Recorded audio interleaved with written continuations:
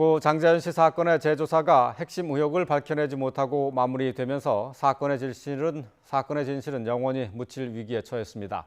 강제 수사 권한이 없다는 근본적인 한계, 그리고 과거 경찰과 검찰의 총체적인 부실 수사가 발목을 잡았습니다. 강희경 기자입니다.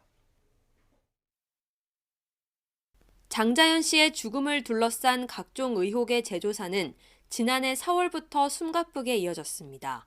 조사 실무를 맡은 대검 진상조사단은 수사와 공판 기록 등을 하나하나 검토했고 주요 인물에 대해서도 광범위한 조사를 벌였습니다. 진술을 확보한 사람만 84명에 이릅니다. 그러나 한계는 분명했습니다. 일단 술접대 강요와 조선일보의 외압 의혹 등을 사실로 밝힌 것은 성과로 꼽힙니다.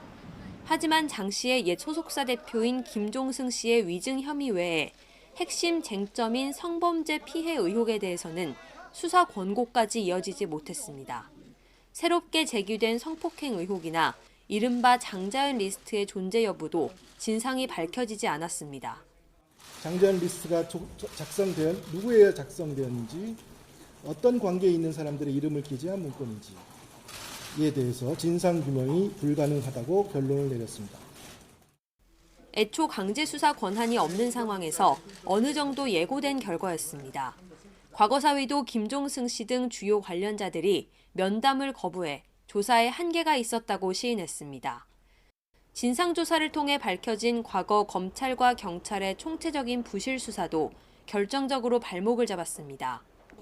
경찰은 압수수색 과정에서 조선일보 방 사장 등이 적힌 일기장과 메모장, 각종 명함이 있던 장 씨의 옷방을 수색조차 하지 않았습니다.